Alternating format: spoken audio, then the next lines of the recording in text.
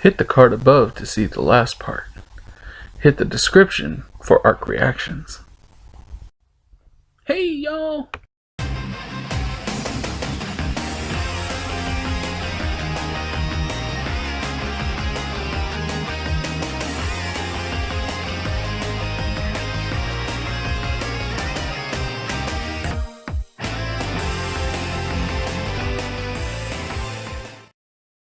So now we're gonna go on a darker tone. Yay. Ugh. Hooray. We get to talk about the animated series coming out. The sexist, idiotic, moronic, horribly thought out, horribly planned Killing Joke. I mean, I'm pretty sure they could have done good without the Batgirl edition, the The, little the, prologue. it's, yeah, the problem is, why the hell is Batman having sex with Barbara Gordon? There's so much wrong with that on so many levels. And I'm not talking about the age. I'm not even going to complain about age difference or whatever. She's legal. But we're talking one, that is what could be one of his best friend's daughters that he has sex with. Um, Man. that is insane in itself. But the implication that the only way Bruce Wayne or Batman can care about somebody is if he has sex with them is what I'm talking about. That totally diminishes what Batman is. It diminishes what Batman is. Two, it feeds into a horrible trope, probably one of the most famous tropes: women in refrigerators. I mean, in the Killing Joke itself, Whoa, reverse. Batgirl got friggin' hard. Whoa, okay. What? One more time. What was that? Women in refrigerators. Yes. Uh, Are you not familiar with that? no, do tell. Now I'm curious. Okay, yay. Okay, so the term "women in refrigerators" comes from when Kyle Rayner was introduced as the Green Lantern. Within the first few issues, they killed his girlfriend. Now, mind you, Kyle Rayner and his girlfriend had been introduced for maybe like one or two issues, but they killed his girlfriend. They had like a major force, I think it was, kill his girlfriend and shove her in a refrigerator for him to find. That's fucked up. The only reason they did that is to force motivation on Kyle Rayner, to have her death act as a motivator for Kyle Rayner. And this is an entire trope where they kill female characters for motivation for the male hero. It's called Women in Refrigerators because Kyle Rayner's girlfriend was shoved in a refrigerator. Kind of sounds like chivalry to me. Well, that's the thing.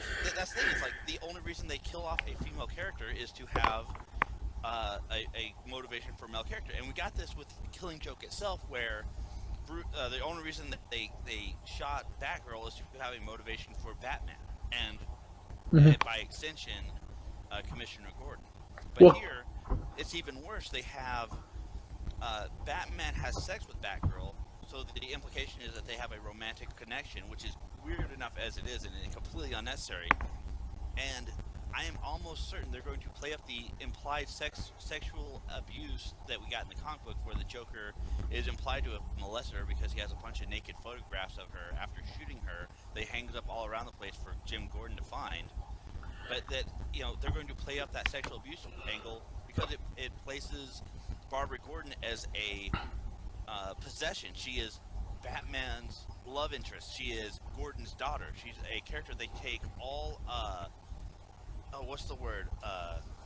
Dang it! There's a word for this. I can't think of it. uh, All her facilities, all her ability to act on her own and have her own motivations, and basically be a character in and of herself, unrelated to or not implicitly relying on male characters. They take away all of that from her. so in other words, Where, they turn her into a generic female character. yeah, I mean, she's Batgirl, so she's recognizable, but she's turned into a character where all of her ability to make her own decisions is taken away from her, and all these things happen to her. That she needs Not, a man to save her. yeah, she has to have a man save her, and furthermore, the only motivation is the sexual abuse. Is that she is, because she is in some way, shape, or form a possession of a male character or two, is why it's important that she's molested. It's important. That's why it's important that she was shot and crippled. Is they take away all of her facilities and all of her ability to act on her own as a individual character, because she belongs to Batman. She belongs to Jim Gordon. Yeah, I mean, And that's what frustrates the hell out of me.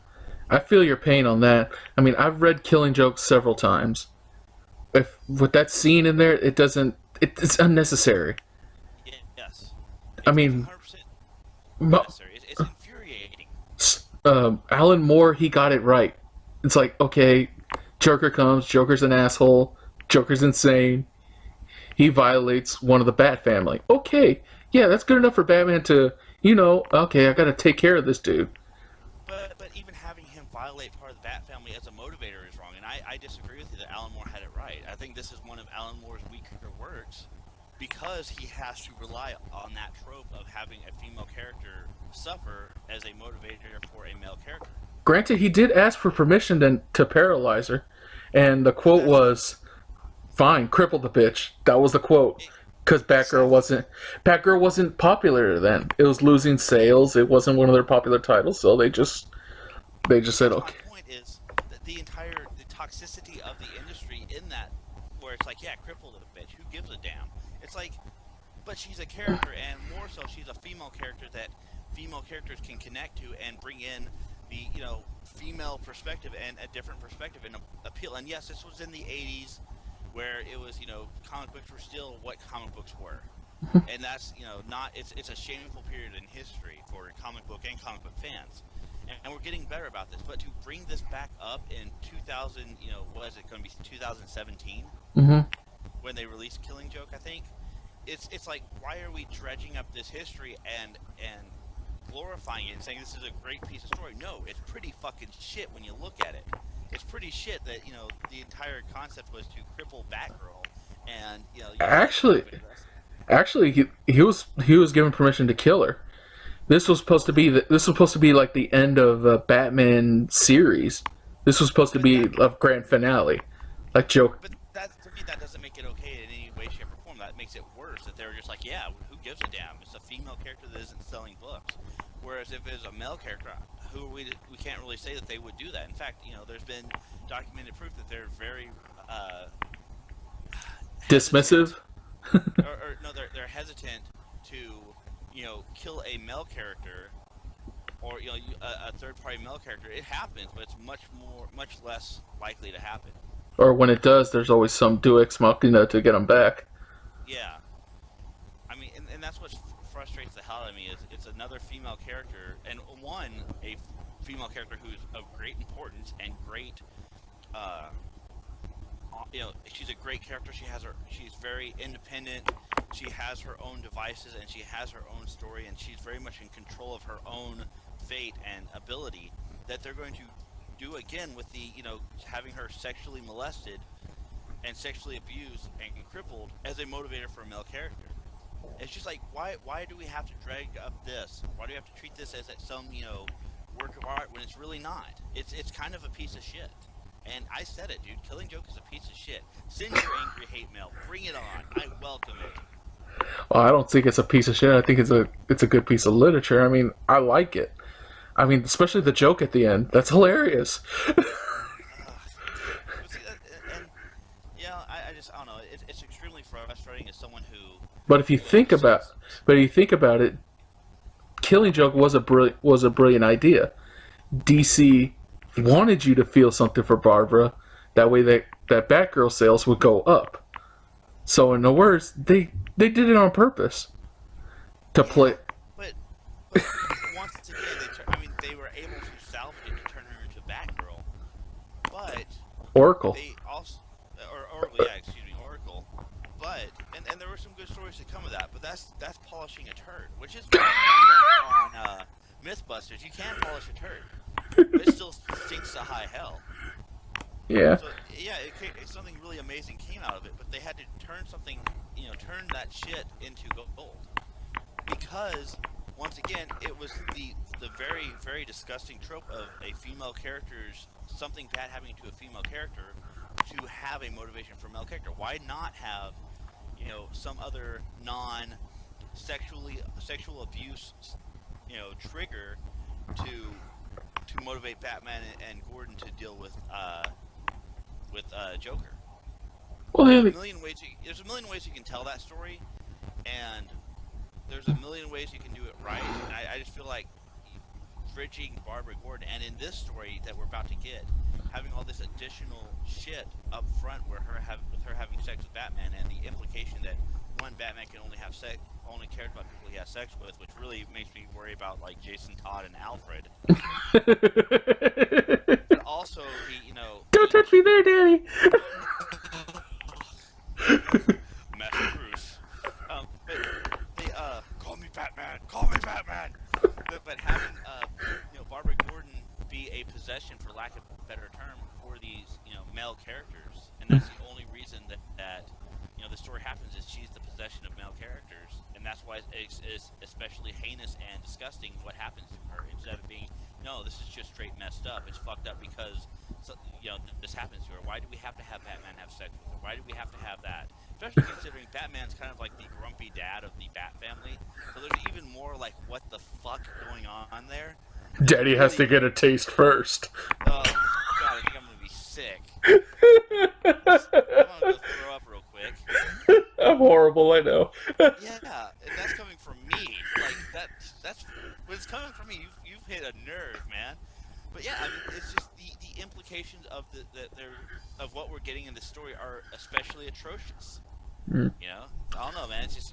I'm not excited for it. I'm not happy for it. I'm like a -5 on the 1 to 10 hype scale on this one. Not even Kevin Conroy and Mark Hamill can save it. Not even Mark Hamill can save it. And Mark Hamill's goddamn awesome.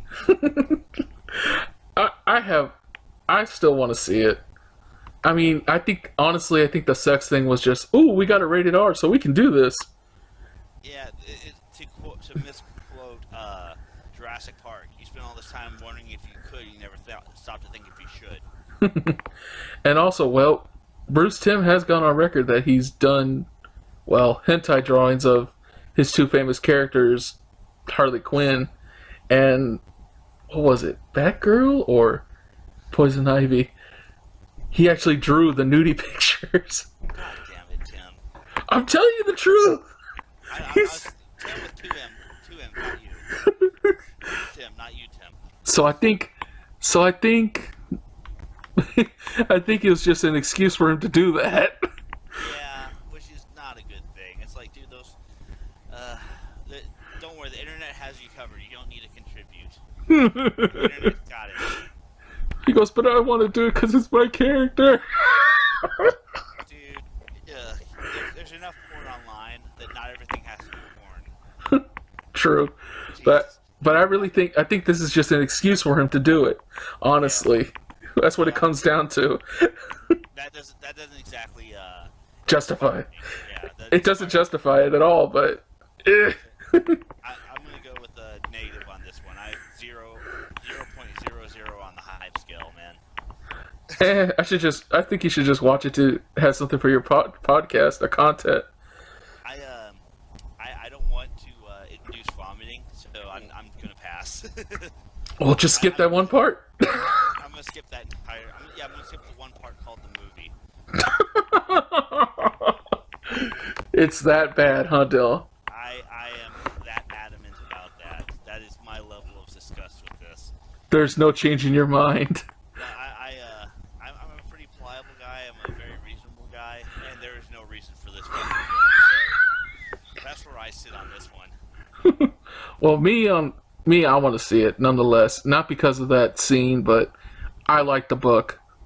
Simply because I want to hear Kevin Conroy's voice again as Batman. And Mark Hamill as the Joker. Come on. That's a win in itself. Not like this. Not like this. Oh, come on. When you read a Batman comic, whose voice do you hear? Oh, I hear Conroy's. Don't get me wrong. But I also don't need that. I don't see the use, point, or value added in that. So that's where I'm sitting on that one. That's where I am. That's where I'm at right now. That's my headspace. Well, this has been fun. Yeah. This has been very fun. I'd like to thank Dylan Donsaloon once again for joining me on this little vlog of mine / podcast. Thanks for having me. Always. You're always welcome. Make sure. Don't make promises you can't keep, baby. Oh, it's meant. Now, for the last time, go ahead and whore yourself to the audience. As I am more than happy to do. As Tim knows, I'm nothing if not a whore. So you can find me and my good friend John on our PG-13 podcast, ArcReactions podcast, where we take comic book story arcs and dissect them, discuss them. We also tackle the movies and occasionally news. You can find me on the West Coast Podvengers, where there's a monthly roundtable where we discuss various comic book industry stuff. And you can find me on thebatmanuniverse.net, Bat Books for Beginners. Sweet. Are you also on iTunes? I am on, you can find ArcReactions podcast on iTunes, Stitcher, Comic Podcast Network. We have a Pinterest, I believe. We have a Tumblr. Jesus Christ! Yeah. You can find us on Twitter at ArcReactionsPod. Email us at arcreactionspod@gmail.com. Get out of your basement! Get out of your basement! No, it's comfortable here. Yeah, that's where you can find me and my good friend John for all of your comic book podcasting needs. All right. Well, I'm Scratimus. Y'all know what to do. Hit that like, share, help us Scrat out. Help us Scrat. All right. Thanks, guys.